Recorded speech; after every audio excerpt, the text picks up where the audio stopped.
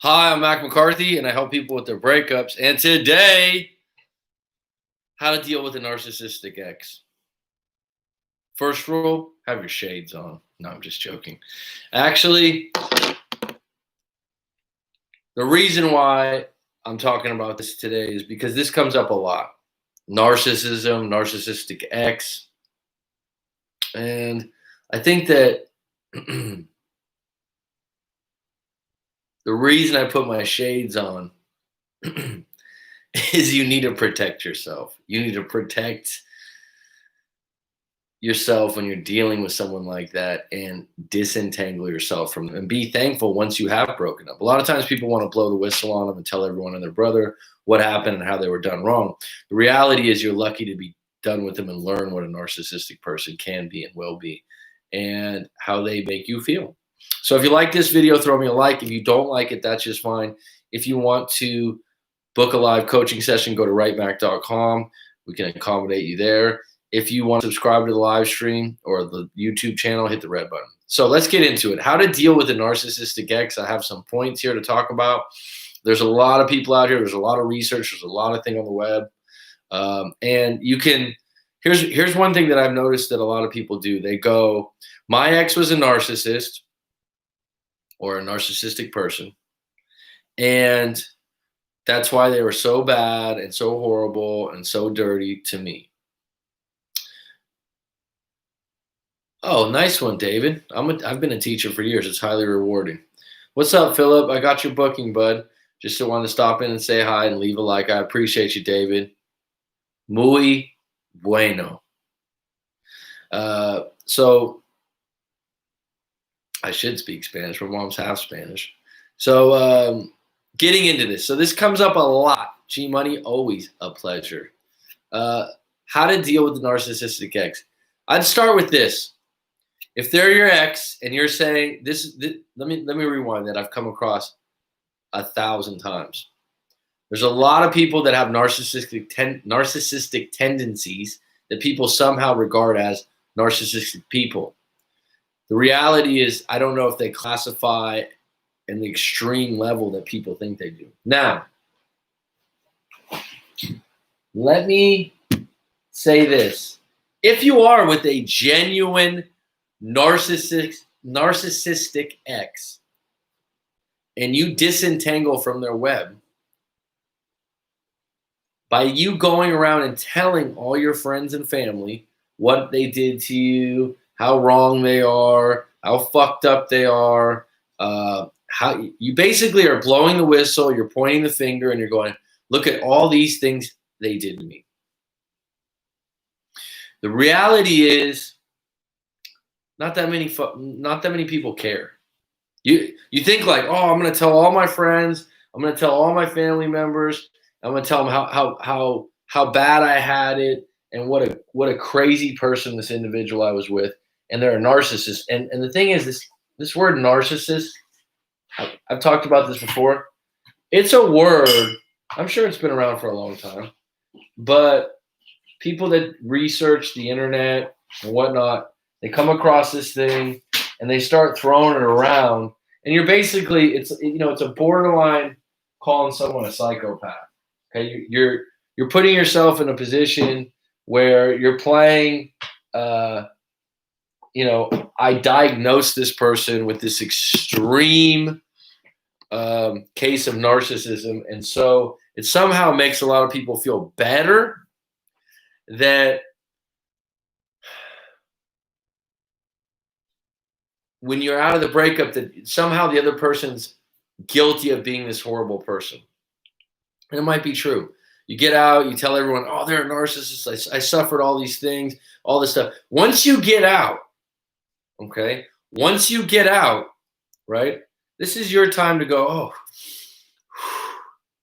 God, I learned a lot from that idiot. Wow, I'm researching narcissism. This person had a lot of narcissistic tendencies. Wow, okay. Going around telling everyone that you know how narcissistic they were and carrying on the legend of your ex through tales of, I don't know, how fucked up they were to you, just entangles you more and more in their web. Why am I talking about this? Because people like to do this. They go, oh, my ex was a narcissist. And then as soon as they say that, it's a free fall into they did this to me, they did that to me, they did this to me, they did this to me, they did that to me. It's like, whoa, you guys broke up though, right? Yeah, we broke up. It's like, so you're still bitter? Well, they're a narcissist. It's like, yeah, but at what point do you go, I got out of that clean? Okay. Now, if you are, here's some things to go on. You've identified, you've gone on the internet, you identified, you're like, this is a narcissistic person. They're my ex, they're hard to deal with. Number one, I'd go with minimal contact. Mac, why do I want to go with minimal contact? Minimal contact. Why? You're dealing with a narcissist, right? You're dealing with a narcissistic person. Yes or no? So they fight dirty. They are manipulative. If they're a real narcissistic person, they don't ever believe they're wrong. They put themselves first, and they're willing to do things you're not willing to do to be right, to be correct. So the less contact you have with them, the less you get entangled with them, and the less kind of arguments and fights that have booby traps and glass-laced boxing gloves you deal with, okay? Next, don't explain yourself to a narcissist. You're playing right into their hands. What do I mean by that? What do you mean they're playing right? This is what I mean by that.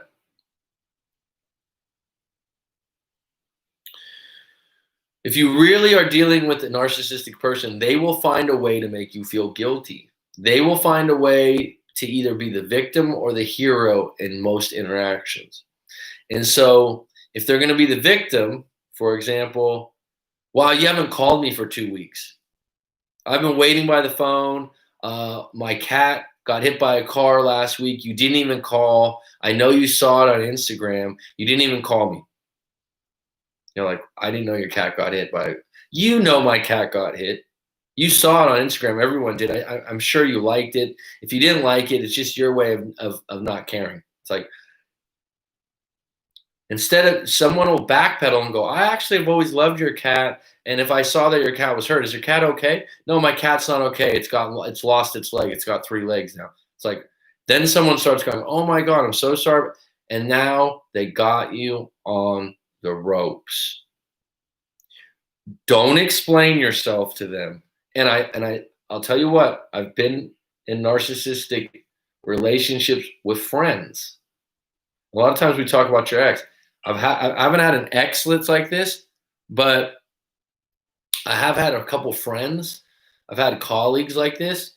And a most recent one, I realized it later on. It's just like any interaction, they're never gonna take responsibility or accountability for being wrong, or they somehow did something to you. The world revolves around them, and they're gonna find a way. And when the world revolves around you, like I said, it's victim or hero, and they want you to explain yourself because you hurt them, or you didn't give them enough kudos, or you didn't give them enough recognition.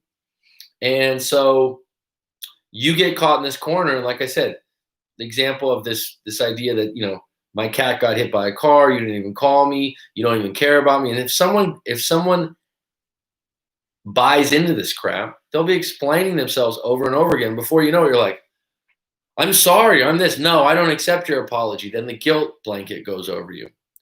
As soon as you feel like you have to explain yourself, you're better off going, honestly, I didn't know your cat was hit. And if I knew your cat was hit, I'd honestly send my condolences. I've always liked that cat. I'm not going to go down this path again with you. And then if you have to abort the conversation, abort the conversation.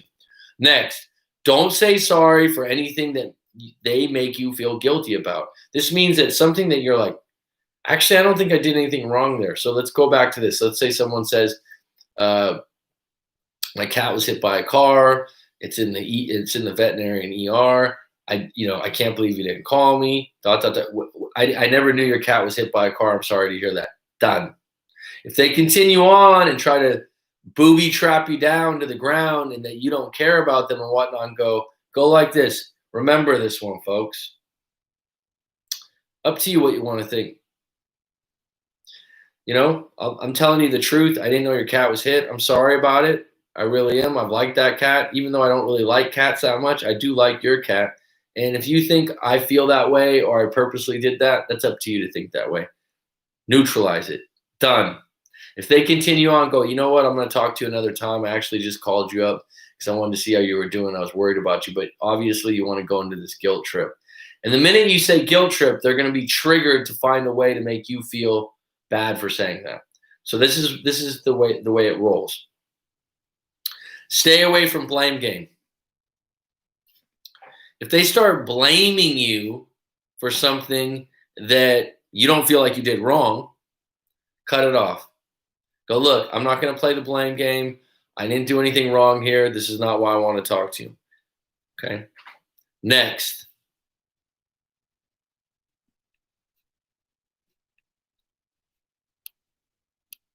They fight dirty.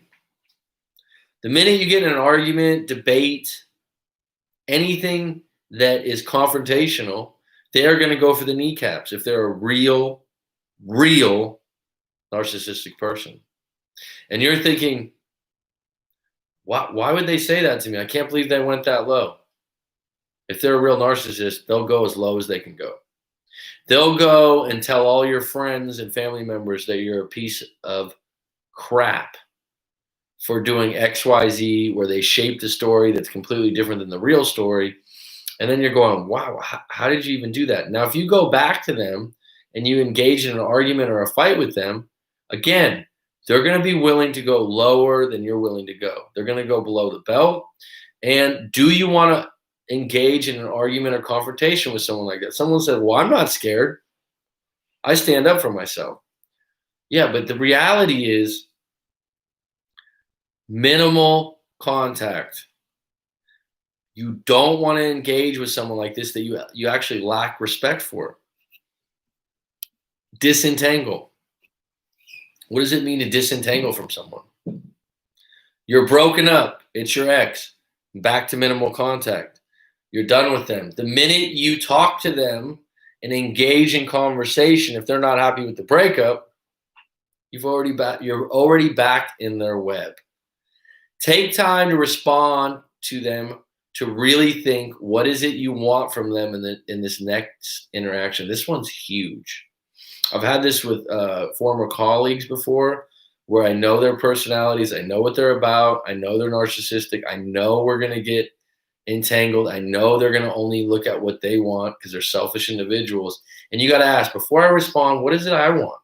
Because they're going to shove it down your throat what they want, and they're going to be manipulative, they're going to be blameful, they're going to use everything they got. And so you need to stick to your guns of like, what do I really want here? How do I stick to the facts? How do I just get to the point where I'm like, hey, actually, let me give you an example. Let's say that your ex is a narcissistic individual.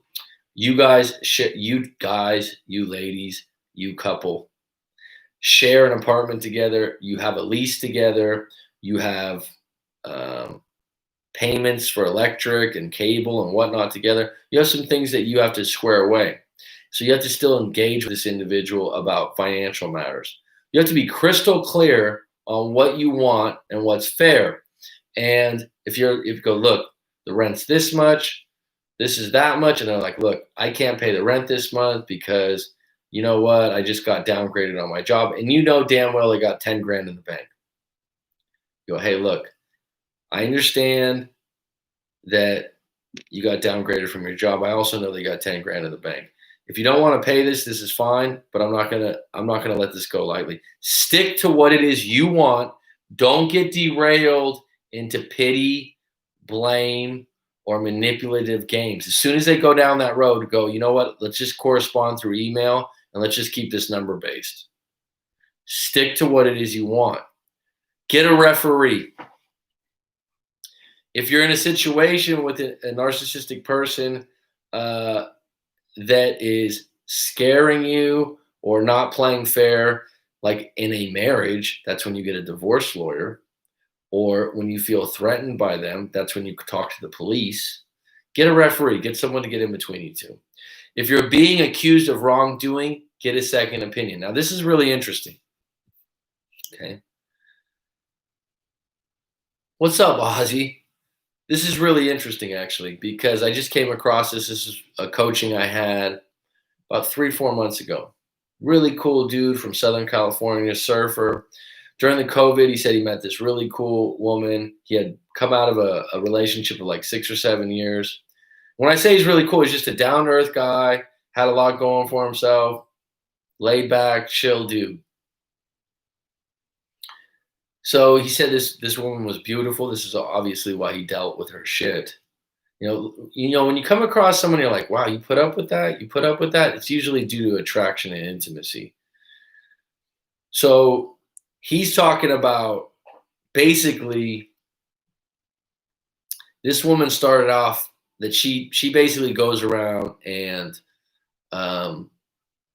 points out narcissistic behavior, bipolar disorder. She's almost obsessive with knowing all these things. And she had bipolar disorder. She's had depression, ... The list goes on. So he says he's familiar with it. He had a good friend with it. So he had some compassion for the situation. He said they grew close during COVID. They stayed in lockdown. They started a business together. It was rose petals and wine glasses. It was outstanding. It was great until it wasn't. Now, the interesting thing about this is he told me that she had accused her past ex and ex prior to that to being narcissistic people. This is a red flag. This means that she looks out for that kind of behavior. She's pinpointing it. She feels like an expert on it. And your ex and your relationship with your ex is actually a reflection of you. And a lot of times, if you're talking really bad about your ex, there's something there. It's not that the ex just fell out of the sky and some piece of crap that you were just an innocent victim of. So he goes on, the relationship continues on. They have some issues. They have some problems. They have some issues. They have some problems. They're communicating. All of a sudden, it whirlwinds into he's a psychopathic, narcissistic, and he needs professional help. This guy actually goes, hey, look, I'm going to seek counseling. I'm going to see a psychiatrist and everything. I'm like, whoa, dude. I go, you're 38 years old. Have you ever had to do this before? No, man, never. That's the crazy thing, dude. I'm like, wait a minute. Has any of your family or friends ever said you're a narcissist, you're a selfish individual, you're this, you're that, you're verbally abusive, which she was throwing out there? He goes, no, never. I said, well, then you're probably not. That's what I said. She continued to hammer and hammer and hammer on. So the last straw, he was going to go to counseling. He was going to get himself mentally checked out with these accusations of his narcissism, his verbal abuse, and the stuff he was saying in the arguments. I was like, look, dude, you're just standing up for yourself and you're having a basic couple argument. So he said the last straw was, I guess in the middle of the night, he had work the next day. She got up to use the toilet or something like that. She made some noise and he was like, look, can you just go back to sleep? And she mumbled something back to him. And he said he had a couch in the room. And the couch was under one of those air conditioners that you can have in your room. And he said, hey, look, come back to bed. You shouldn't sleep under the air conditioner because it can make you sick, which is true if you guys know anything about air conditioners and sleeping with them at a high level or sleeping under them. It's true. It's actually not bullshit. Next morning, he wakes up. She says he was verbally abusive and she felt physically threatened by him at night. And he's like, whoa. I was upset with you. I can be curt. I can be sharp, but I wasn't verbally abusive. I was just telling you to get back to bed. I was annoyed, whatnot. They break up over it. She cancels his birthday plans. They had a trip planned, all this shit. She throws a big drama party over it, calls one of his friends, another narcissistic trait. Get your friends to turn against you. On and on and on and on. Now she's throwing out he's verbally abusive and that she feels scared of him when he gets angry. Again, I asked them, have you ever had a girlfriend in your past or a close family member said that you've done this at 38 years old? Because usually where there's smoke, there's fire, and you have a history of these things. No, absolutely not. I'm like, okay. So why did he break up with her? He said, finally, the straw that broke the camel's back, she wanted him to admit verbally that he was verbally abusive, that he was a narcissist, and he needed professional help. She wanted him to say that out loud. And he's like, I'm not going to say I've been abusive to you anyway. I'm not going to say that. And she's like, you need to say it. Like she wanted him. He's like, look, I'll go to a psychiatrist. I'll get checked out. I'll get the second opinion. She goes, no, I want you to say it. I want you to admit to it. He's like, I'm not going to do that. And it would kind of remind me of that Meatloaf song. And I actually sent it to him after the live coaching session where basically Meatloaf says, I would do anything, but I wouldn't do that. And that's basically what he did. He goes, look, I'm not doing that. And I say, good for you. Good for you to keep your balls intact. And the idea, and like I said, this is when I say, if you're dealing with a real narcissist and they're accusing you of this, they're blaming you for that, they're accusing you of this, ask some friends and family members or colleagues that know you, have known you a long time. Have you ever known me to be this way? Ask yourself, at my age right now, has anyone ever said this about me before? Now, if you, on the flip side, if you've had other people say the same things about you, that you're highly selfish, that you're this, then there might be something there. But the idea that someone's just diagnosed you with something that they're looking for or making you feel guilty about, and that's another thing. People that look for narcissists, some have narcissistic tendencies. Yeah, that's true. People that aren't narcissistic don't look around and go, that's a narcissist, that's one. They don't start identifying them. They don't get all ganged up on that. All right, we're 22 minutes in. I'm ready to take. Yeah, we all have some traits from narcissism, myself included. I have a YouTube channel, okay? So, I mean, the fact that I'm able to put myself on a TV screen and put myself out there, that some people might find that narcissistic. I mean, here's the thing. Narcissism at its highest level, these kind of people, a lot of them are fucking criminals, okay? Sounds like a zealot, reminds me of the middle-aged inquisitors who would torture their victims until they admit to wrongdoing or being a sin. I mean, when I did this live coaching with this guy, it was so helpful and useful for him. He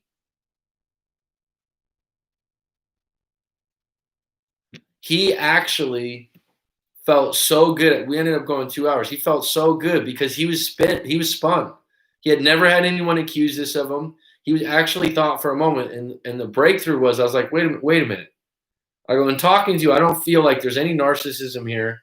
All these other things. I said, and then ask yourself, has a girlfriend accused you of even being selfish in the past or being a complete asshole or being verbally abusive? No. Go, dude, you're 38 years old. Don't you think someone else would have noticed this that was part of your circle?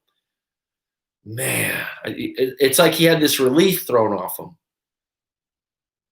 You know, that actually you're not that bad a person. There's just one person's opinion out there that's overreacting and trying to blow up the spot. Does anyone have any questions regarding narcissism? Do you have some stories regarding narcissism where you got through it with a partner? I think what I come across again and again that it gets a bit exhausting is people wanting to explain how bad their narcissistic partner was and how bad they were affected by it. And it gets to a certain level. How long do you want to be a victim? How long will you be a victim? Live well, best revenge. Yeah. I mean, it's you're allowed for a couple weeks to lick your wounds, to accuse people. What about the covert narcissist? Well, tell me more about that, Aussie 401. What do you mean by it? Narcissistic versus narcissistic personality disorder. One can be a narcissistic or narcissistic, but it doesn't mean they have NPD. Let a licensed professional diagnose. I agree. I'm not a licensed professional at all. But I find that a lot of people that have exes that are highly biased because they hate them because they cheated on them or they did them wrong are suddenly diagnosing that. The reality is, if you think they were in any way like that, let them go. Let them go. Isn't that kind of night shading, trying to make you believe something you're not? I've never heard the term night shading. I'm not familiar with that. Does honey are hard to detected? Well, they love bomb me the first month, then bam B. I don't know what that first does honey are hard to detected. I think you missed a word there. Yeah, let it. I mean, what if we're talking about exes here. We're not talking about people you work with or family members. We're talking about people that you've disentangled yourself from, and then you're going around telling everyone how narcissistic they were. At what point are you like, I'm done. I just want to let that go. I want to move on. Yeah, that was it. I mean, at some point when you really do let go, it's like, yeah, that person was narcissistic. They were pretty selfish. I'm glad I got through that. Take some notes, know what to look for in the future, and don't get entangled with a person like that again. And like I said, I've had a colleague before. I had some interactions with them. They were a close friend of mine for a while, and then I started realizing I was like, damn, fuck this. Everything's about them. Everything's about them. Every lane you go down, every path you go down, everything you do with them, every time you talk to them, it's all about them. And if you meet up with them, you have an appointment, it's like, yeah, I can't make it there. These are the 3 days I'm available. They don't compromise. If they do compromise, they have to make you feel guilty. And a lot of times these people, they weren't born this way. There's life experiences that they've had that have made them this way. Okay. That doesn't mean you need to have a bunch of compassion for them, but it helps you understand that they're just not born this way. They will always keep you in the stable male, female, watch STD. Okay. Covert narcissist, covert, undercover, undetected. If they go to therapy, even the therapist might not detect they're a narcissist, something because they deflect and aren't honest in therapy. Yes, coach, my 2-wife narcissists love bombed me the first month. Sex, food, I could do no wrong. Well, maybe there's something you're not identifying up front that you're somehow.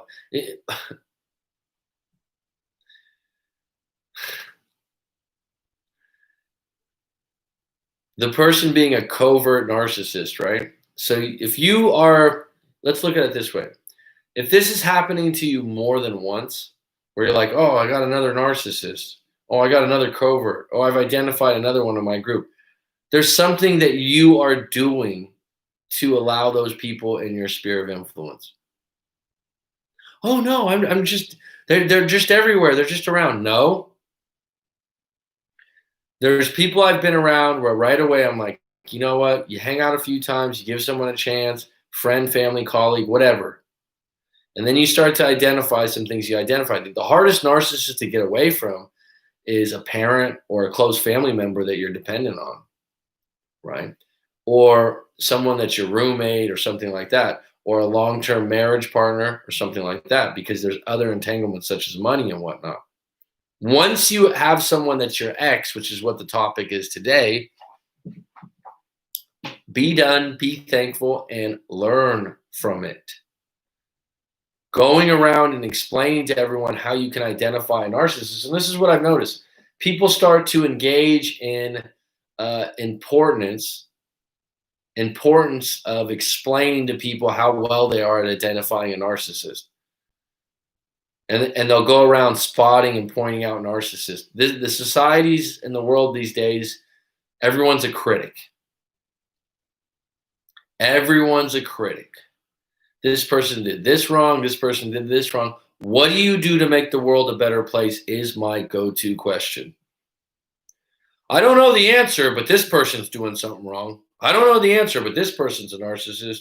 Okay, as soon as you disentangle with them, don't go back. Go through these things. Have minimal contact. Don't engage with them. Okay? Oh, but I had to call them because we still have a car payment. Okay, deal with it.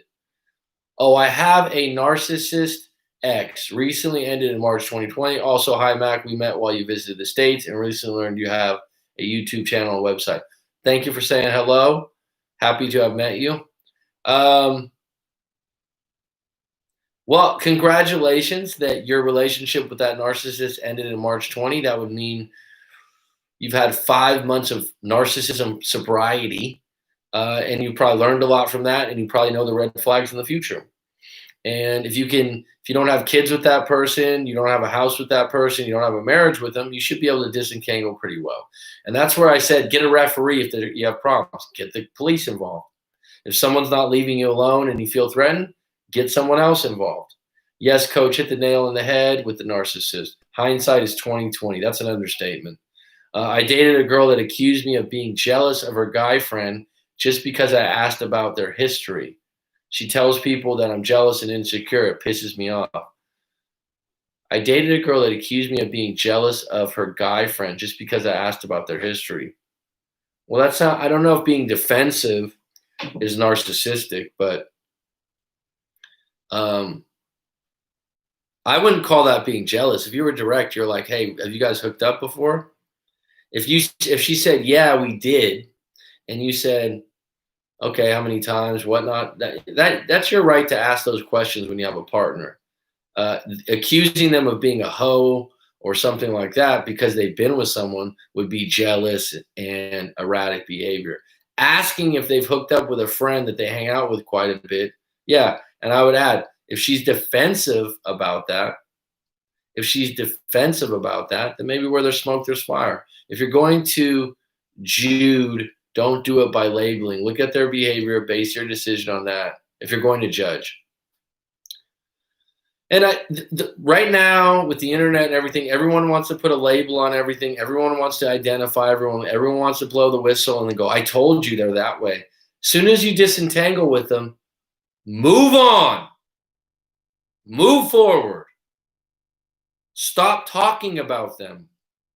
Stop engaging with them in any way. As soon as you go no contact with them and you have no more ties, do not re-engage. They will fight dirty. If you continue to engage with them, then you are somehow welcoming the onslaught. I work in a field in which I tread very lightly on calling someone a narcissistic. Out of respect, I've only told his parents I believe he is narcissistic and let them know I will only ever tell them. Bottom line is, I'll be honest with you. Telling his parents that he's narcissistic isn't great. First of all, it's their child. They're going to be highly biased. Second of all, what's your gain in that? What's the gain? So the parents can feel that they can deal with the kid better. Going to friends and family and saying things about your ex, whether they're true or not true, if they're negative, once they're your ex, to be honest, makes it look like you have sour grapes, makes it seem like you're bitter. If you were to say, John has a really bad drug problem. I hope he gets through it. I wish him all the best. Fine. Actually, John's a narcissist. I just want you guys to know that. Okay, thanks for telling us our kid's a narcissist. I don't think they're gonna, and they could be close to you and they could agree. But what's positive in that? How would that help you move forward? I'm not being negative. It's a direct question. I respect who you are. I respect what you do. I respect that you work in a field where you tread very lightly on calling someone that. And I respect the fact that it seems like you've studied psychology and you have a background in it. But what would be the benefit of telling someone's parents after it's your ex, if this was after, that their kid's a narcissist?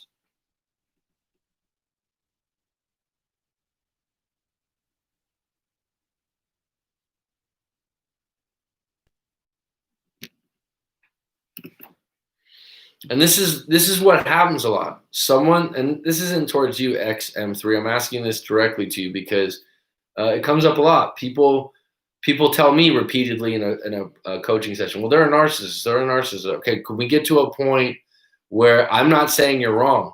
I could even say like, yeah, I agree with you, but can we somehow let that go?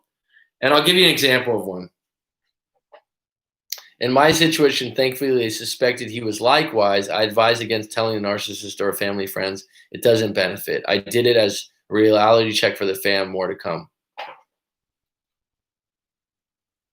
So you gave the family the reality check. Okay. So you gave them this warning so that they knew how to deal with him. Okay. That's just adding fuel to the fire. What is some signs that she's relationship material? The one whose relationship material? I dated a girl that accused me of being jealous.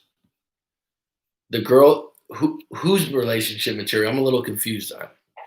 Maverick, what you left out some details here. You're talking about the girl that accused you of being jealous, or is this different? Oh, just in general? Well, that's up to you. That's a great question. And there's some people out there that would say, "Oh, this is this is that, this is this." That's your morals and values, Maverick. Not mine. What you would find as relationship material and what I would find as relationship material is up to you. I would say this. I would start with this as a broad, general layout. On a scale of 1 to 10, what's your trust with them? On a scale of 1 to 10, what's your connection and chemistry on them? On a scale of 1 to 10, what's your attraction and intimacy level with them? It should be above 7 to 8 on all of them. If you have anything below a 5 in those areas, it's probably going to be low relationship material. Now, a lot of times, if it's a 10 intimacy and attraction, people will sacrifice, and they'll usually sacrifice on trust. So I'd go with those 3 scales as just a rule of thumb, and I come across that a lot. Someone's like, "Look, I have these feelings. I'm thinking this about this person." Take a real quick scale of 1 to 10 on those 3 questions, and a lot of times people will be surprised. They're like, "Oh shit, actually, I don't trust her. Actually, our connection and chemistry is like a 5." You know. And let me add this to it: relationships. There's no certainty. People change, values change, people surprise you. In some ways, you're putting your heart on the clothesline. It's okay. It happens. It can work out. You got to take a shot. You got to take a chance. But I would go with those. And you need to be really in tune with what it is that would be, because there's long-term relationship, there's short-term relationship, there's friends with benefits. What is it you want? I could sit here and tell you what I like. And the reality is, people that tell you, "Oh, I'll tell you what a woman is relationship material," you know what they're telling you? What they believe it to be. They're going to just project on you what they like. I chose not to tell my ex's parents about his abusive behavior, even when his father asked me if I had physically abused me. I downplayed it. They know their own well enough. Just in general, they know their own son well enough. Yeah, a lot of times when you go to the parents, even if you have a good relationship with them, it's still their kid. They're not going to turn on their kid. Even if they agree with you, what then? Once you break up with someone, once you disentangle from them, going around and telling their family how bad they were to you, even if it's true, even if they agree with you, I don't know what it does for you moving forward that helps you out, because it leaves you kind of holding it back. And they might agree with you. I had a friend years ago that had a bad breakup. They were together. They were actually going to get married. They were together 7 years. They had a kid. Sorry for the bad lighting today. I don't have my lights. They had a kid, and they basically, she broke up. She was 22, 23. He was 23, 24. He's like a year older. They had the kid. He was ready to get married. He was ready to go all in. She turned the corner. Suddenly she wanted to be single. She wanted to see what it was like to mingle. She had some single friends, and she was out. He shows up at the parents' house, has this big conversation with them, like, she's fucking up. Yeah, like, we're family, this and that. The parents listened to him for 2-3 hours. You know what? Didn't change anything. Actually, it actually made her lose respect for him in a lot of ways, and I think it pushed her farther away. Did the parents support him in that moment? Yeah, sure. Part of them felt pity for him. Respect for each other is good relationship material too. Good point. They always blamed his ex-wife. I told them to stop pointing the finger. His ex and him see me for face value, to realize that he was his way he is before ever meeting his ex-wife. If you're with a partner and you have a lot invested in who their ex is and what's going on with their ex, that's a problem. First of all, is that because of the person you're with, or is that because of your own insecurities? I'm not talking to you directly at XM3, but people of a certain age are going to have exes. You're going to have to deal with them. People of a certain age are going to have friends and family members and colleagues that are going to be part of their life. You're going to have to deal with them. If you don't like being with them, they usually can't change that. Is it true that women purposely test men? I think a lot of times, yes, they do. It's called a shit test. Parents will not turn on their children. I would say about 80 to 90% won't. I would say that there's a pretty high level, right? Even if you think your kid's wrong and someone you're like, yeah, I know you're right. Da, da, da. You telling the parents and somehow feeling like you did something to help the parents, like I said, at the end of the day, they're going to support their kid. I don't claim turning on the light bulb for his fam. They already had it on, but choose to dim it. And now 5 months later, they still call me and vent about his behaviors. So why? So this is a good question, XM3.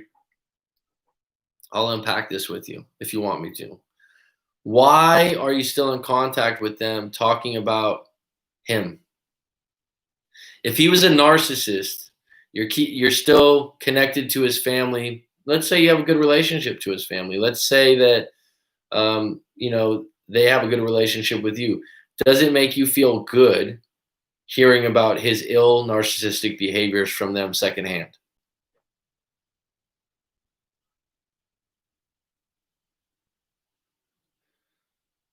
Mac, I'm not offended. I know you're digging deeper for viewers and educating. Mac, got the hangover glasses in the thumbnail. Yep. Actually, right now I moved my lights today, so I usually have a better light system. So right now these are like yellow lights. That's why it looks a little goofy. Skinner always on the appearance. Good to hear from you, buddy. Cheryl Lowe, not related to Chad Lowe or Brad Lowe. What's the famous actor from the 80s? Chad Lowe? No. Brad Lowe? St. Elmo's Fire? Rob Lowe. Thanks, Maverick. He's like making a comeback. The guy looks the same from like 1983. That's an amazing thing about actors, right? They look the exact same. That's before my time. Sorry, Cheryl. How old are you, hun? I'm showing you my age right now. I notice once I get to a relationship, they change into narcissist behavior. Is it me? Yes. Oh my God, it's not you. Yes. They meaning many. They meaning this always happens to you. If you find that you're let's say that someone goes, oh, I always end up with a gold digger. Like they always want my money. That's all they care about. Hey, dude. Hey, newsflash. It takes two to tango. This idea that you always end up in the same relationship with bad luck. You always end up with a woman that treats you bad. Right? You play a role in that. You choose who your partner is. You choose the environments you go to. So if you think that you get into a relationship, they change into narcissistic behavior. Is it me? Yes. It doesn't mean you're making them narcissistic. It means you're filtering for those kind of activities or those kind of people because the subconscious wants to be correct. So when you go out and you say, oh, all men or all the partners I ever go out with are narcissistic, your brain's going to go, ooh, narcissistic behavior, I'm correct. Ooh, narcissistic behavior, I'm correct. You see how that works? It's like if you've ever been around a negative person, it could be a blue sky out, you could be at the beach, you could be sipping mojitos, you could have some beautiful woman walk by, and everything's negative. Oh, yeah, she'd never talk to me. Oh, it's blue skies, but it's supposed to rain in an hour. Yeah, these mojitos are okay, but I hate a hangover from the sugar drinks. They'll just find everything to be negative. Why? Negative. Negative. So when you think like, oh, I keep coming across these kinds of people, you're filtering for it because you want to be correct. Nope, it feels like crap hearing it secondhand. Well, stop. Say, hey, look, I care about you guys. I really like it, but now that me and so are not together anymore, I think it's best we just take a break from contacting. I told them they keep trying to reel me in by reaching out, only to talk about him. I've gone no contact with him and made it clear to his fam. Well, go no contact with his fam. Nothing personal. Send him a Christmas card.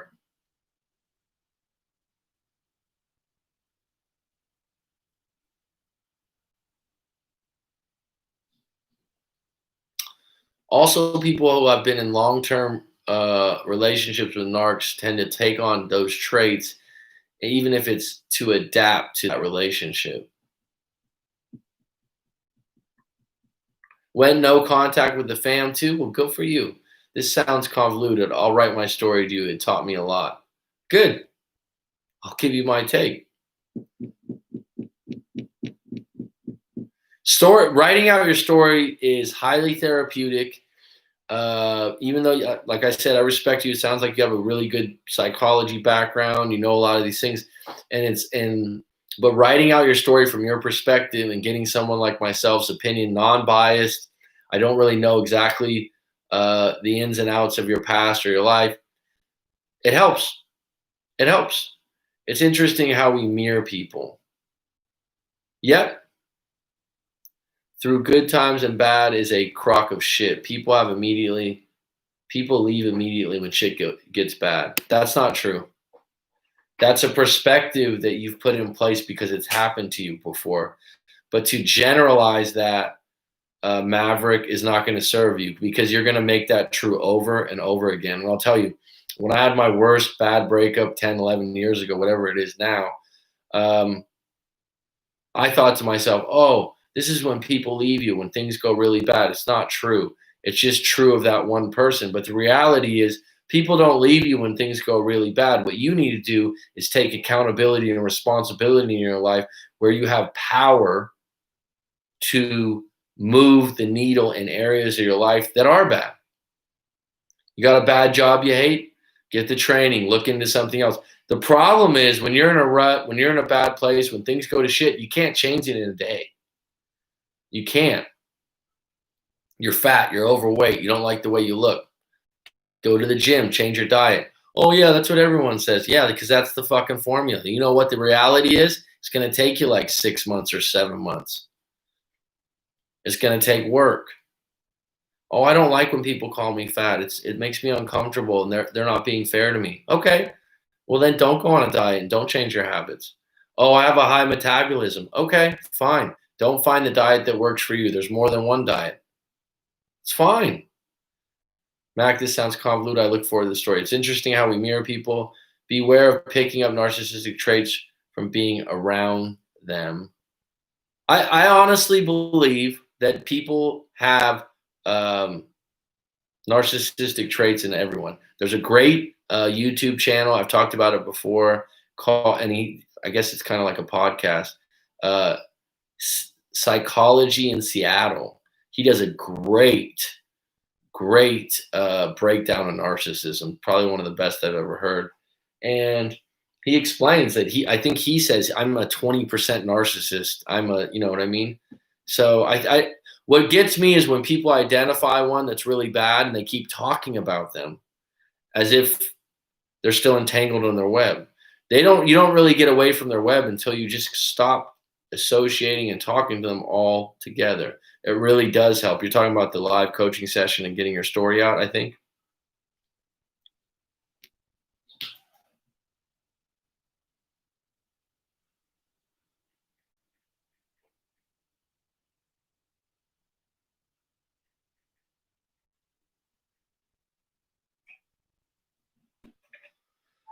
It does. I mean, I've had other people say that once they wrote the story, they're like, it actually really does help. Nav34D, it's been a long time, my friend. How are you, bud? A long. I bet you have made progress, Nav34D. How's the music going, if I'm correct? There are multiple subcategories per se of narcissism: grandiose, covert, communal. and a few more. I won't explain it here, but look into them. I'll be honest with you, XM3.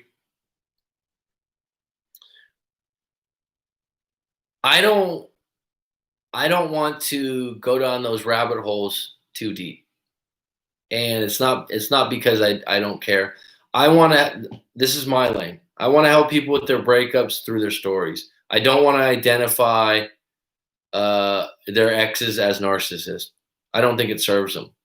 I don't want to identify, oh, you're dealing with a grandiose or you're dealing with a covert narcissist. You know what I want to do? How can we fucking move forward? How can we identify what went down in your breakup? And my kind of therapy is similar to logos therapy, which is Viktor Frankl, Man's Search for Meaning. Logos means meaning. Find meaning in everything. And so if we can find a way to reframe what went down in your breakup from my ex screwed me over to that relationship was really bad, I was hurt, but I'm getting through this. I'm getting up off the mat and I'm going to rebuild my life. I'm going to start going to the gym. I'm going to start meditating every day. I'm going to start that career that I've always wanted to start. I'm going to do these other things because I'm an individual right now. The idea that you go around identifying and labeling your ex in a way that's negative for a long period of time is not beneficial to you moving forward. You could be right, by the way, but it's a focus that keeps you, it holds you back. And so if someone goes, oh yeah, they're this, they're that, they're this, they're that, it's like, okay, let's shift the example from narcissists for a moment, right? Alcoholism. Let's say you're with someone that's an alcoholic, narcissistic person. A lot of people that are alcoholics have a lot of narcissistic traits because they actually are highly selfish in a lot of ways. They put the drink before everything else, and they'll do anything they can to put someone on their toes and in the corner and not address the fact that they're drunk. So once someone disentangles from an alcoholic or something like that and they break up and they're on their way out, if they go around and tell their friends and family, this person was a drunk, this person was a drunk, this person was a drunk, you're spending a lot of time identifying negativity of your past. How could you reframe that? God, I was there for them for a long time. I really, really care about this person. Fucking loved them. I love them. I want them to do well, but I know at this point, I can't help them any longer. I know that at this point, there's nothing else I can do, and I did the best I can. I forgive myself for staying with them as long as I did, but it's time for me to move forward. I'm done. Same you can use with a narcissist. Before you get there, you gotta unpack this with someone like myself or another coach out there. But the idea of identifying someone as this, that, or the other, it doesn't always serve you, especially not long term. And the best thing you can do is go, oh my God, I'm so thankful for getting through that relationship and realizing I was with a narcissist and it's done now. I'm not going to do that again. I know the red flags for the future. Right? It's like if you went fishing, people might not like this analogy. If you went fishing and you had a fishing trip that was horrible fishing trip. And on that fishing trip, you caught a shark that bit your pinky finger off, right? And you also, on that fishing trip, caught athlete's foot from the deckhand because you had to take your shoes off because a storm hit, and you used the bathroom with your shoes off, and now you got this crazy athlete's foot on your foot. All these things, all these problems. If you went around and told your friends all these bad things that happened on that fishing trip, a lot of times you'd look back, and the best way to deal with it would be funny. Somehow laugh about it. Or if you brought it up over and over again, your friends would be like, yeah, I heard that story before, John. I know what happened, dude. Did you get the athlete's foot taken away? And guess what? I know you lost your pinky, but that's the least valuable finger on your hand, and you can still go fishing again. Let it go. Moving forward, reflect on no contact, only necessary contact. Is that really an obligation you have with them? Set boundaries. What did you enjoy that couldn't do with them? What did you learn? Good questions, XM3. I agree. No contact, only necessary contact. Is that an obligation you have with them? Necessary contact would be financial. You still can get creative with things when you don't want to contact someone. You can, like I said, you can find a referee, you can find a mutual friend, you can find, like, people come across this one. They still have stuff at my house. What do? Ship it to them? Wow, that's a really good idea. Well, what if they think I'm angry at them?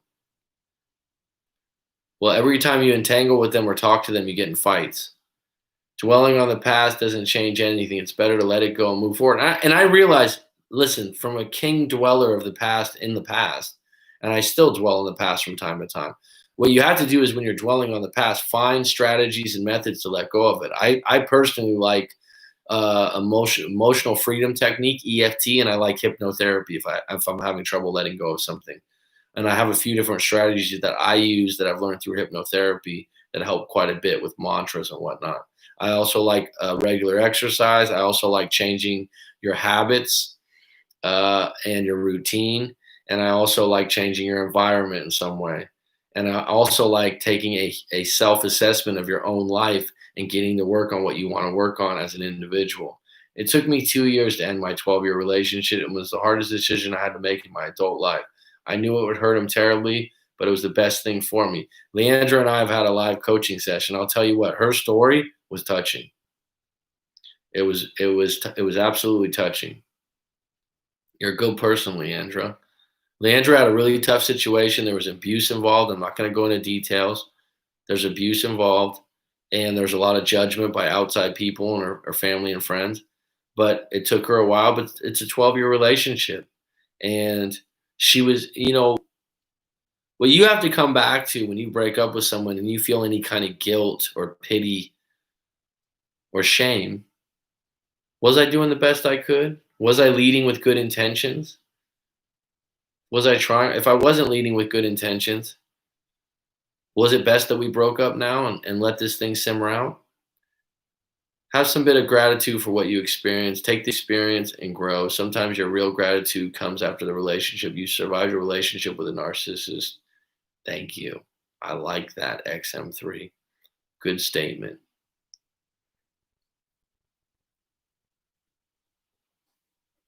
Good statement. Some of the stories you can come up with, as long as you weren't hurt physically, sometimes the shit's funny. It's like, what, really? It's like, sometimes people think they have the worst story in the world. It's like, nope, I've heard worse. We got 13 deck, 7 likes. Thanks, folks. We got 58 minutes. We're coming up on an hour. Do we have any other questions regarding this? Any comments? It's been great to have you, XM3. Leandra, always love your take. Nav, 34D, if you're the one I'm thinking of, I hope you're well, bud. Narcissistic trait, doesn't appear to want pity, but wants a free handout. Yes, that's true. Good one. They might use pity to get a handout at some point.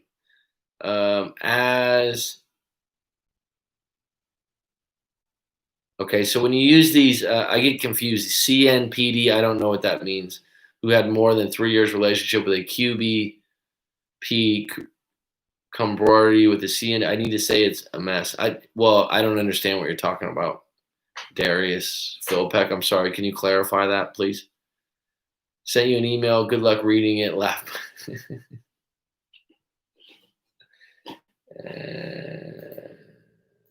Let's see, buddy.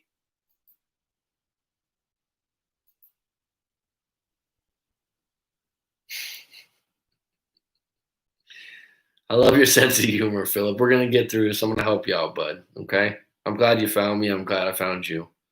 Doing this for over 3 years,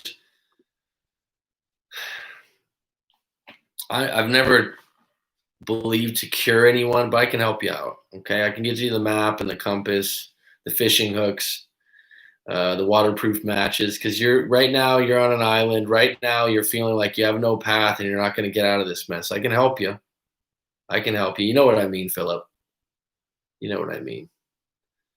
Um, and the thing you got to realize about these breakups, these are 5 years. Philip, you're in a 5 year. Your situation's unique. This is why I always tell people to write your story out. Your situation's unique. So when someone just goes, "Oh, we broke up. I miss them a lot. What do I do? I want them back." It's like it's not that simple. What happened? Covert narcissistic personality disorder and quiet borderline. Okay, I'm okay. It was a lesson for me. Good for you. How do you move on from being in a narcissistic relationship? Well, I'll just go through the things I mentioned before. Um, Minimal contact. Don't explain yourself. Don't say sorry for anything they make you feel guilty about that you're not really sorry for. Stay away from the blame game.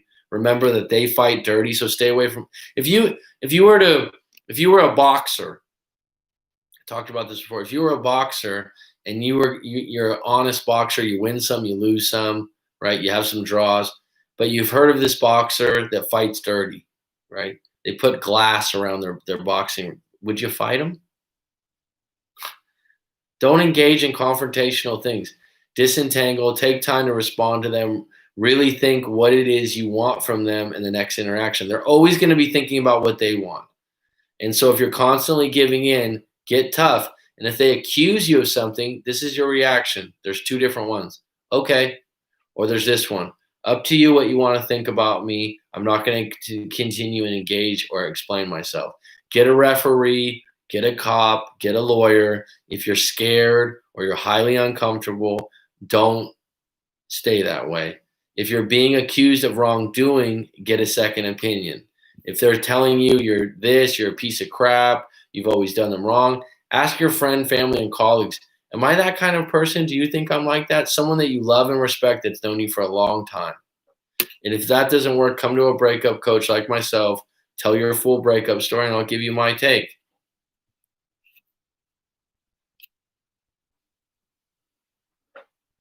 Move on by turning to yourself. Really think about how much energy you put into them and put that into a self-care, self-love. You gave them a lot. Good one, XM3.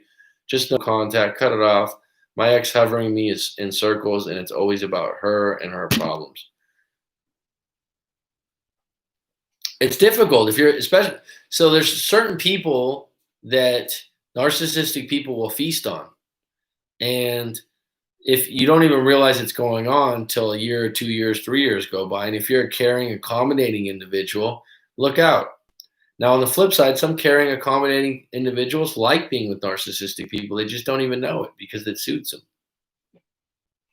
I think the worst thing you can do is go around and tell everyone, oh, they're a narcissist. Oh, they're a narcissist for years, for months.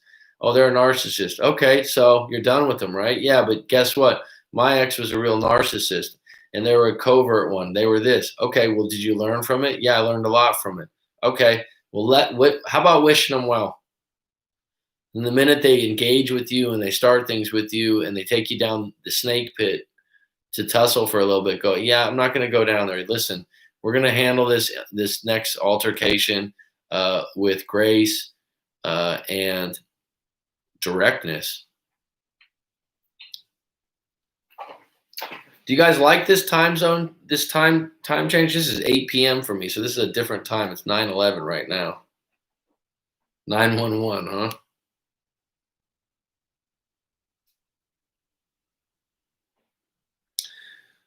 Every week I will be posting the schedule for the live stream on Instagram, Coach Mac McCarthy, if you want to check that out.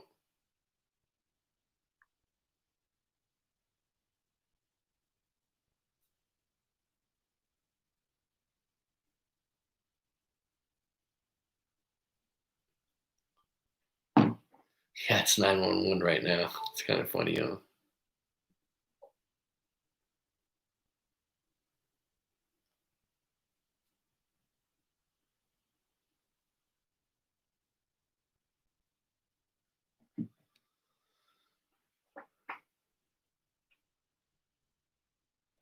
It goes with the entitlement standard bending I commented about above. Okay.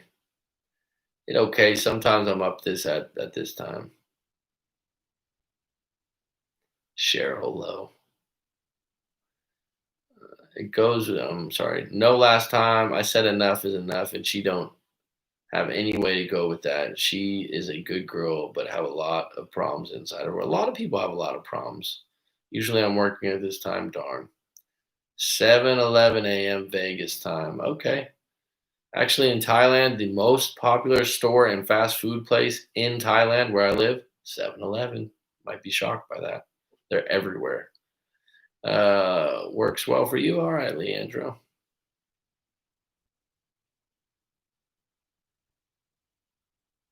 7:12 a.m. NorCal. SoCal's the same time too, right?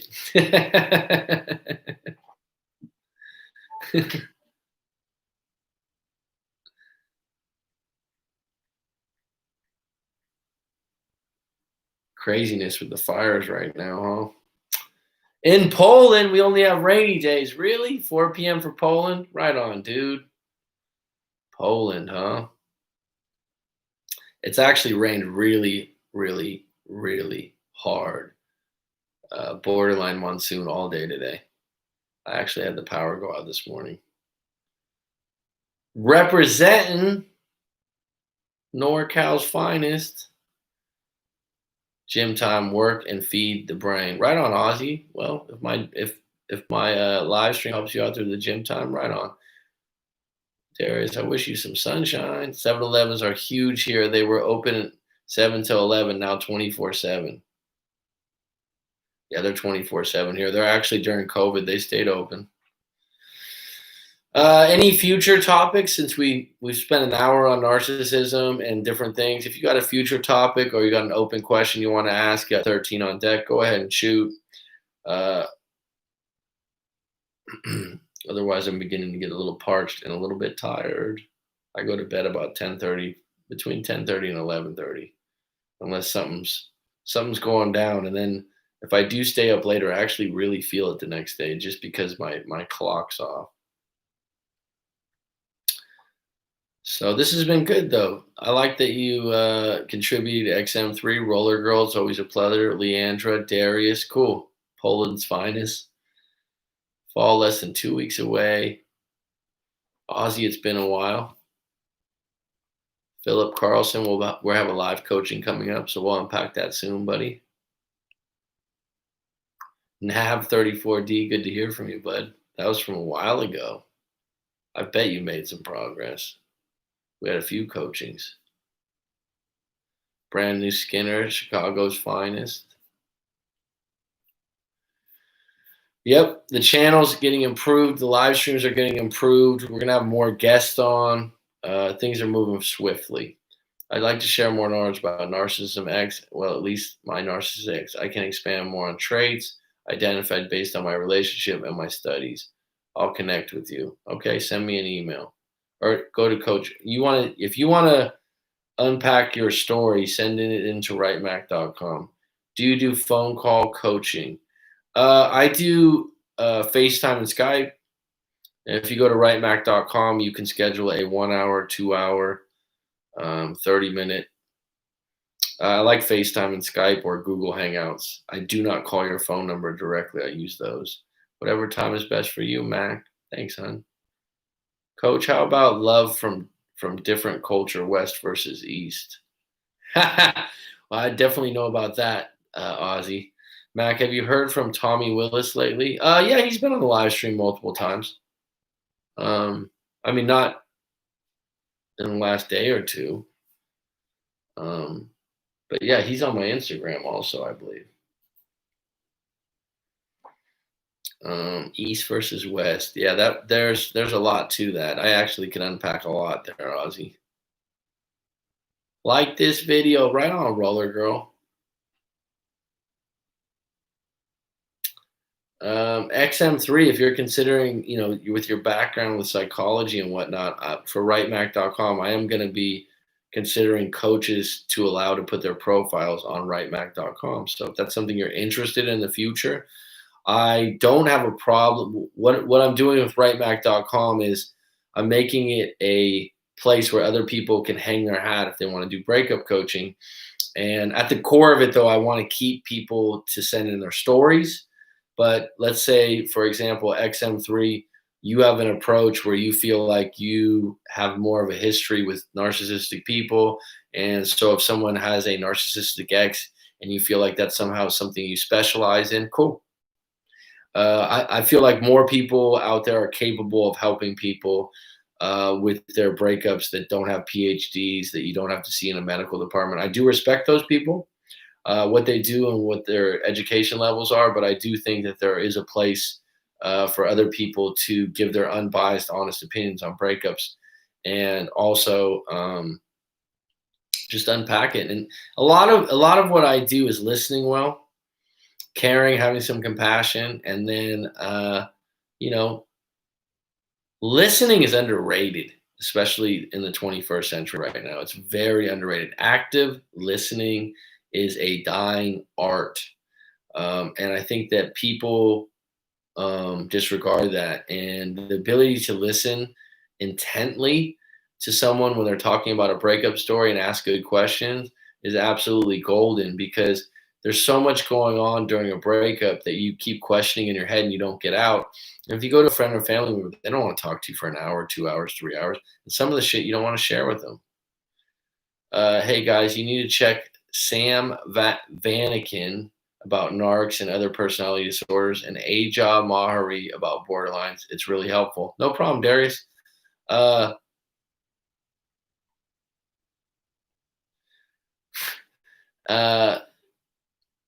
If those people help with that and you want to plug them, go for it, Darius. No problem, bud. I have no problem with that.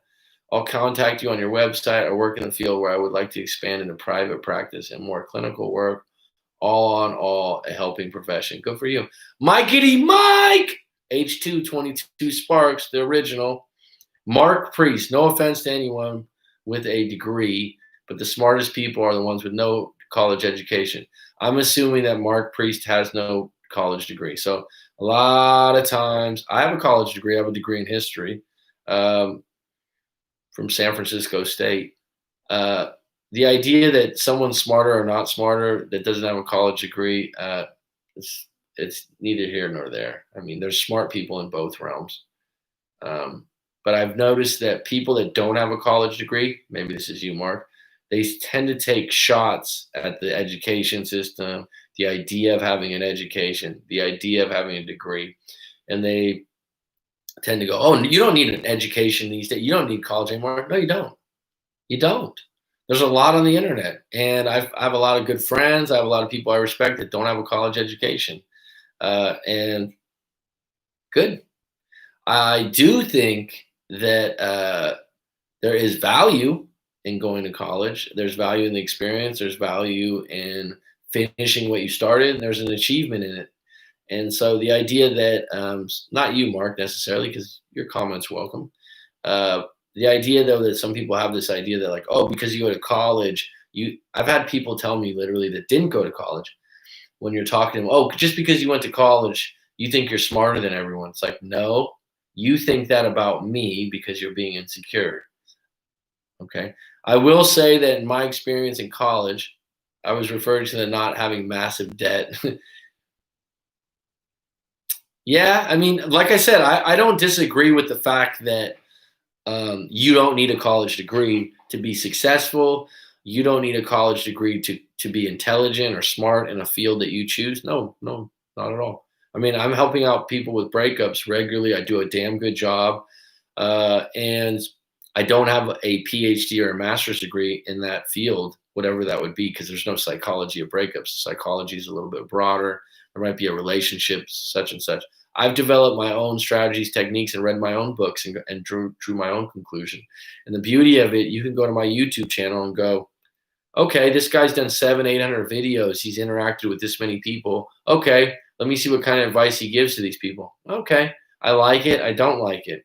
I think there's a lot of value in that versus someone going, yeah, go to your local such and such place and they'll assign you someone. I'd rather choose it, right?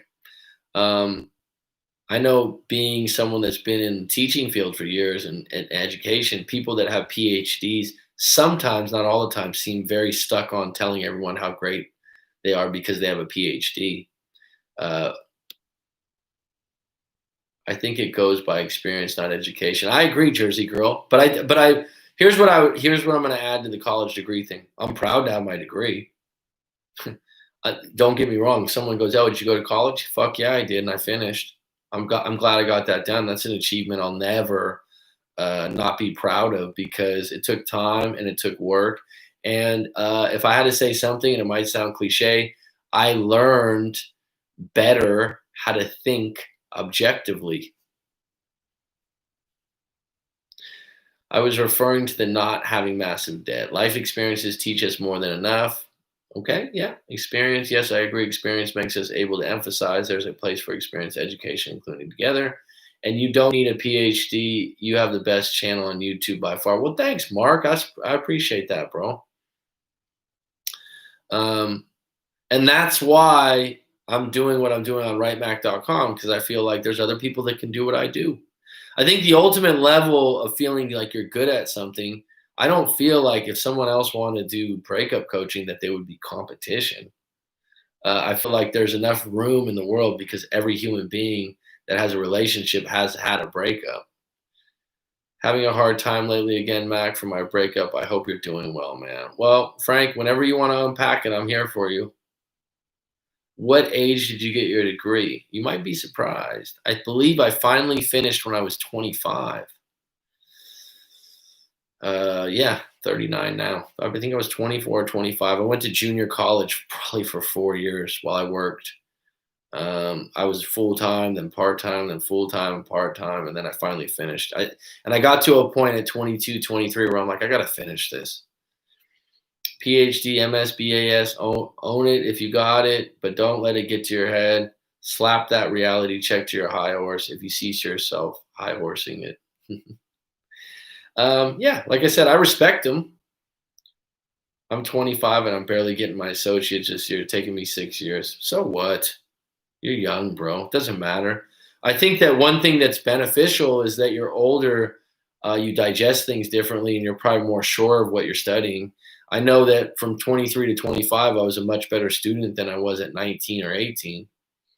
And I thought that school had become easier because I had mastered some of the techniques of writing a paper and whatnot like that. And I found it that I was a bit more mature.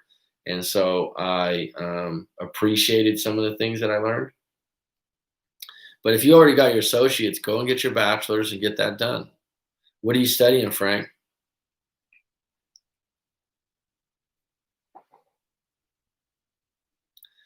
I mean, business. Okay, business is one of those things that's really broad. So I would really hone in on what kind of business you want to do. Finance, okay.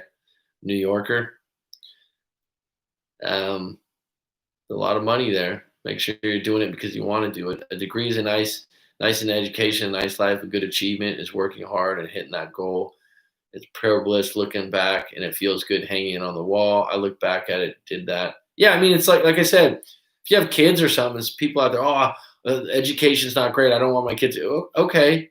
I mean, it's like I said, it's an achievement. I'll always be able to say I finished what I started. I finished my college degree, and I'm proud of that. Am I better than anyone? No, that's up to other people to decide. Does history relate to breakup coaching? No, not really. But did I learn some tools and techniques on thinking objectively? Being a history major, we had to look at historical events, write a paper, and prove a point, and look at it in a way that like, what did this all mean? So you look at it differently. As a college grad, I could say that I don't watch the news. I don't really watch the news anyways, but I don't watch the news or read things and go, oh yeah, that's true. I actually go, who's the source? Who wrote this? Why they write it? What's the objective? That's critical thinking. And there's a lot of people lacking that. I don't know if you need college for that, but I know that college helped me with that personally. Haha, yeah, I want to get into real estate though. Thanks, Mac. Always giving the right advice. Feels great, bro. Well, I appreciate you, bud. Um, I was in real estate. I was a real estate agent for 3.5 years in the Bay Area residential. Also did an internship in downtown San Francisco for commercial. In the past, I would tell you to do commercial over residential, but it looks like commercial is going to be a problem in the future because there's going to be way more people working from home. Um, I like that, Mac. And the viewers can discuss the topic of the vid and still address each other's comments, whatever they are. Narcissistic X learning. A man's search for meaning is a little history in psychology. That's a top 10 book, man. I mean, Jen. um, Man's search for meaning. I just like the core message that you need to find meaning in everything in your life. It doesn't necessarily have to be glorious or magnificent or wonderful or cheesy. It just has something. It just has to be something that you can deal with, that you can move forward and not be hanging and dwelling on something. If you look back at my own life and I look up at this bad, painful, shitty breakup where I was in the dumps for a little while and I thought I was at ground zero, it ended up resulting 10 years later into me doing breakup coaching online.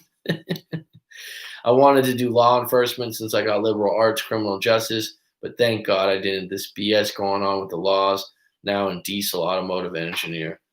I don't even want to get into it, Mike, but it's a mess. If you're happy with that too, you like working on, you're specialized, you like working on cars. Well, you're working on something more than just cars, Go for you, bro.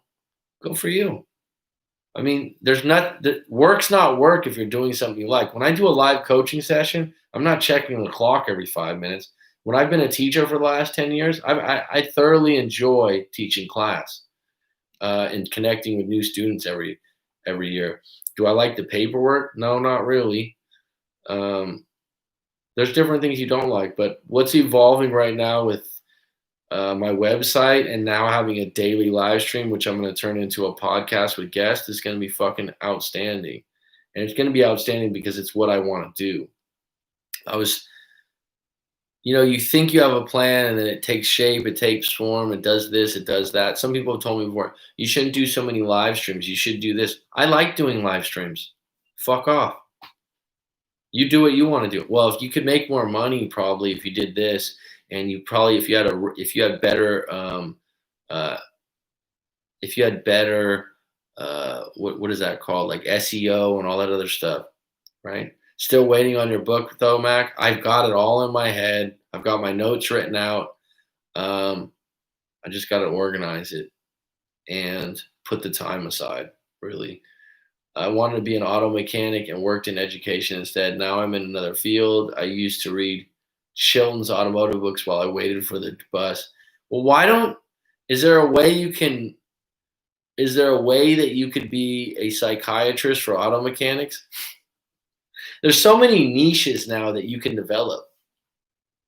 I think that in the past, everyone had these general broad topics. It's like, have you ever gone to a restaurant and they have way too many things on the menu? If there's 100 things on the menu, there's no way that all the things could be their special or it could be really good food. And so what I learned in my own journey was to specialize in something, narrow it down, take the things. I heard about this on a podcast before, XM3.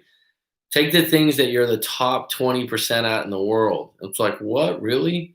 I would say for me, I'm good at talking. I'm good at holding a conversation. I've had friends and family members come to me for advice. I mean, look at some things you're good at and see if you can combine them. XM3, there's something called an Ikigai. Do one of those. I'm not going to go into it right now. And there's another book, XM3 to read called How to Fail at Everything and Still Win Big. Try to combine what you're good at. How can you combine auto mechanics with psychiatry? I don't know.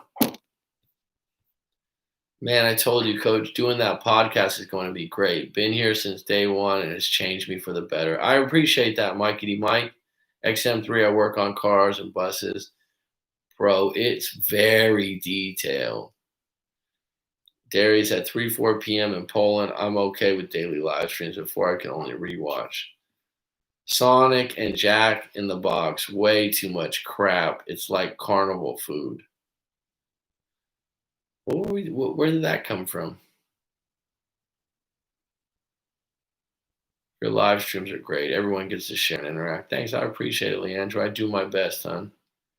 I'm sure you. I'm sure some psychiatrists see auto mechanics. Is there a way you can? Is there a way you can blend them? See, you want to hear something really interesting about being a coach in my journey? Not always, but I find that with YouTube, the people that find me and actually pay for a live coaching session, they can tell if they're going to have a pretty good rapport with me based on the way I talk, the way I give information. And I don't know how many times I've had someone say they're a truck driver, which is random, right? It's like, do I look like a truck driver? Okay, sorry, Mark. I got you now. My dad was a truck driver for 30 years. My grandfather, my uncles, they're all Teamsters. And so someone will be like, "Oh yeah, I'm a truck." I'm just like, I've gotten multiple truck drivers. Where does that come from? Um, I've gotten multiple people that are nurses and teachers. A lot of nurses. Why? I'm being a teacher, being a nurse are very similar. Caring individuals, compassionate individuals. Um, there's a lot that overlaps there. How does that happen? I don't know. People find people to help them that they have similarities with. It's like if you were you wanted to go down the breakup coach path XM3, and you put in your notes things and hobbies and interests that you had, and one of them was mechanic. There's auto mechanics out there that think it was really cool getting advice from someone else that values auto mechanics. Your lives, okay. Mark Priest, you mentioned have you ever gone to a restaurant and noticed there's way too much on the menu? Okay, so threw me off about Jack in the Box and Sonic because I haven't been there in years. I don't think I've ever ate at a Sonic. I wish I can pay for a coaching session soon enough. Joe, well, I hope so too, my friend. Um, I always tell everyone this. Philip knows this. That was just on earlier. Leandra done a live coaching session. If you don't find it useful and helpful, I will refund you. That's sincere. What do you say about borderlines next time? It will be a lot of fun and funny stories to tell. I don't have a lot of information about borderlines. I haven't had someone that I've been in a relationship with. Full disclosure, I don't have a lot of background in that area, so I don't. I would be talking out of a lack of experience. And so when I come across situations like that, I tend to ask you more questions. And I want to learn more what you know. So Darius, if you had a story that you wanted to share and I'll give you a lot if you want to. Well, if you had a story, I like things conveyed in stories. So if you had a story about your ex and what you went through, that would be better than textbook jargon. Do you know what I mean by that? I'm not really into video recording, but now that I think about it, I have Zoom sessions every day. I consider blogging, but it seems very vlogging is where it is. If someone wanted to do what I do, I would highly recommend having people send in their stories to you and unpacking them for free in a YouTube video to get started. And if you didn't, and keep it narrow. If you don't want to do breakups, help people with other things. But the problem is people have this idea that they're going to help someone. I don't like the term life coach. I actually almost didn't use the term coach because I don't want to be associated. I think life, to have someone help me with my entire life. Right now, for the first time, I got a personal trainer. I'm in pretty good shape. I exercise regularly, but I had the extra money. I said, you know what? It's time. I've been wanting to do this for a while. Absolutely game changing. This personal trainer that I got, that I spend 2 hours with only 2 times a week, takes notes, sets up a workout plan. Absolute game changing. Why? She's a specialist. She's got a great body herself. She's in great shape. This is her job. This is her specialty. This is what she hangs her hat on. If she said, oh, I'm a dietitian, I'm a coach, I do yoga, yeah, I do marathons, I can train you in everything, I'd be suspect. Sure, send you an email next week. 2 borderlines and 1 narc behind me. Okay, so are you going for so are you attracting these people? This has been good. This 8 p.m. slot's good for some of you. I'm going to keep this in mind. Textbook jargon. Remember that your audience has to understand you and your vocabulary. Not saying don't use textbook jargon, but remember to explain the terms.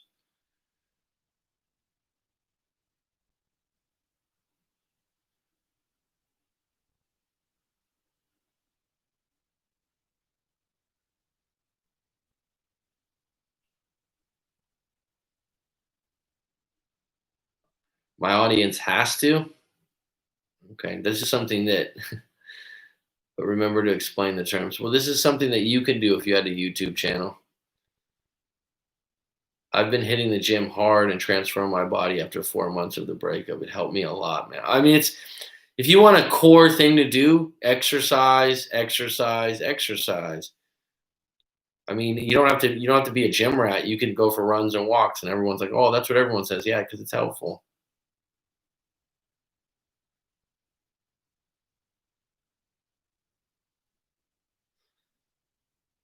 I'm a narc too. It's a dance of dysfunctions and trauma bonding. We are feeding ourselves. I hit the gym for 2 years now, going on strong. Good for you, Mike.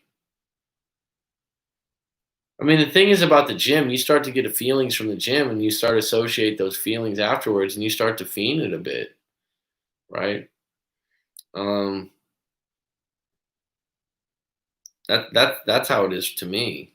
I like to go for a run or a walk on the beach. Imagine if two narcs get together. Legit question. I have something thought about it.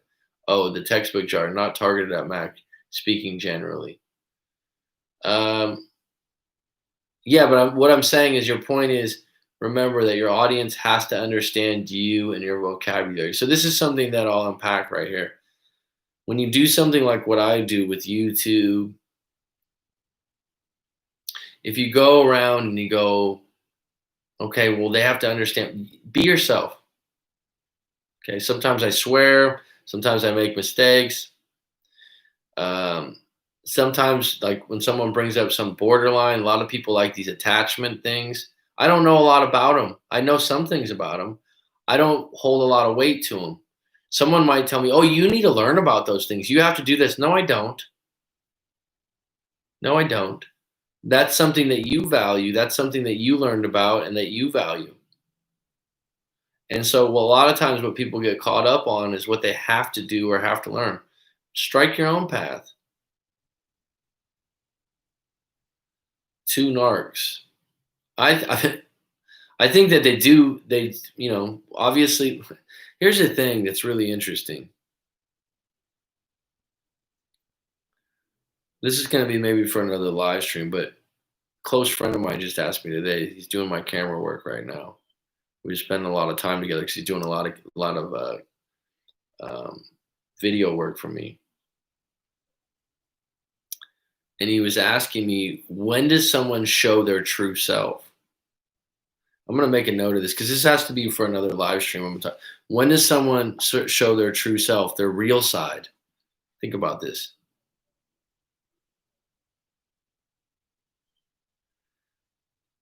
And what he was saying is, when people go, "Oh, now I know the real you. Now I learned who you really are." He's like, "When do you think this happens?" I said, "Here's the interesting thing in my journey of meeting so many different people from around the world and doing live coaching sessions. I've talked to people in Argentina, Austria, Australia, New Zealand, um, Indonesia. I mean, all over the world. And when someone says, 'Oh, I know this person's true colors, now I know how they really are,' what they don't realize is people and human beings are more unique and intricate than you think." I said, "Well, what do you mean? But the person's real, the real person that you met in regards to what situation? Think about that for a moment. Oh, now I know the real you. In regards to what? If someone says that, they're generalizing. So, for example, let's say someone steals money from their friend and tells their boyfriend, right? This is just a random thought. And you go, "Wow, I can't believe you stole money from your friend. You sold $5,000 from your friend." They explain why they did it, and you think, "Wow, now I know how you really are about money. Now I know the real you." You don't know the real them. You know the real them in regards to money and stealing from friends. And so sometimes people find this general idea when they did this, this, and this. Now I know who they really are. No, you know who they really are in that situation. That's deep.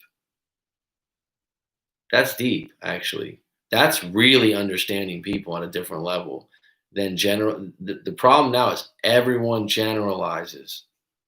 Oh yeah, because this person did this, or a bad person. Really?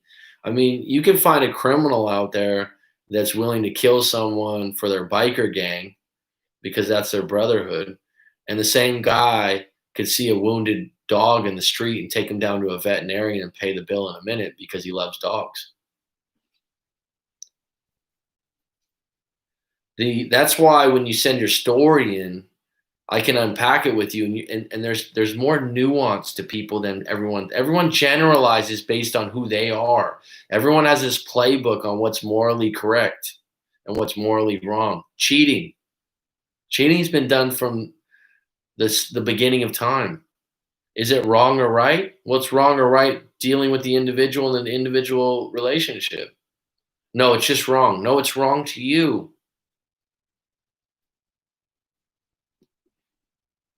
And people go, oh yeah, this is how fucked up this person in that situation. The real you. Sometimes I believe they were always there, and it takes time for people to take off their name of what you want to call it shades to really see them, reflect on how they see them. Man, I started seeing my ex again. Shit. I'm currently watching Sons of Anarchy. And I said biker gang.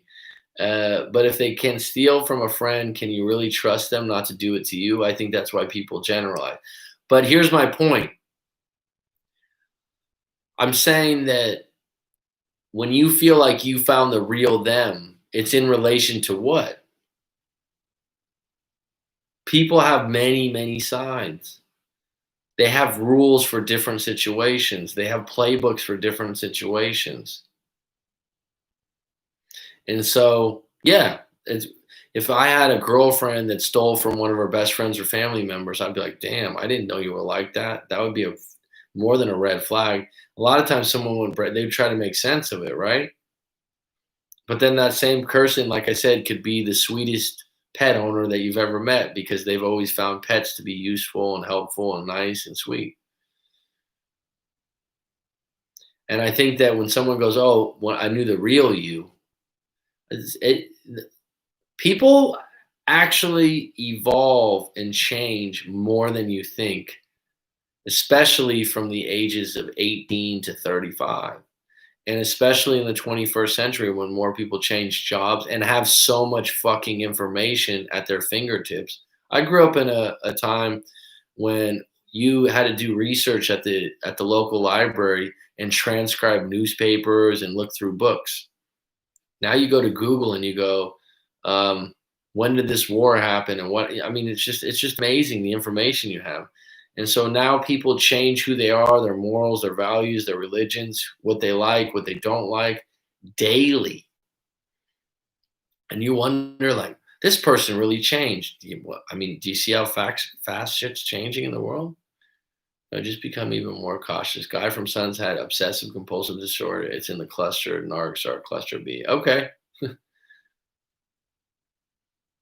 Perhaps generalizing comes from seeing patterns. Are these patterns related to one person or multiple people? Generalizations are from patterns, but I'm saying that if you make a generalization based on one situation, based on, like I said, if someone steals from someone else, what's their grounds of stealing? Money. I'm changing more than I ever have at 52. Life is always about growth and learning. There you go. And there's never been more times now than that people are willing to change. Encyclopedias, Mac. You remember that shit, Jersey? I mean, I had we used them. I'm 39. I was a fucking paper boy. We used to got to go so now, like I said, people go, oh my God, I didn't know this. People change in like a millisecond. A millisecond. You change a new job, you change a new habit, you change a new routine, you move. You have a new environment. You change. Oh wow, now I know the real you. You changed into this person. Yo, Mac, just noticed my supervisor has the same chair, but in white, not black. Oh, too early to think about work. Interesting.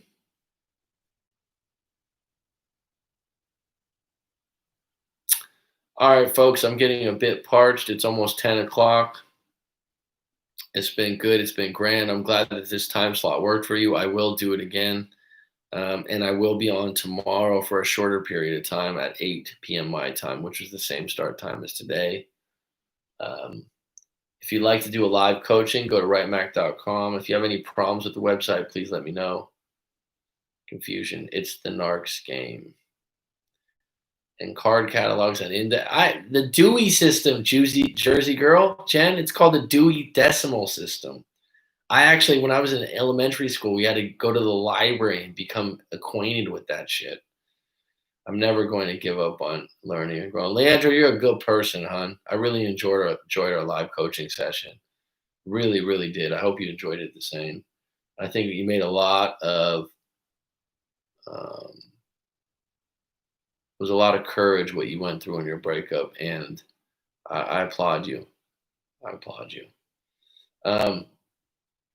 If you'd like to do a live coaching session, go to rightmac.com. If you'd like to join my Instagram followers or followings, I post a lot of stuff about living in Thailand, or pictures at least. And I'm also posting the schedule for live streams. XM3, Frankie, Roller Girl, Leandra, Jersey Girl, good to see you again. I'll be back on deck soon, and I got 11 on 11. I don't know if that's good luck or not, but I'll take it. Curtains.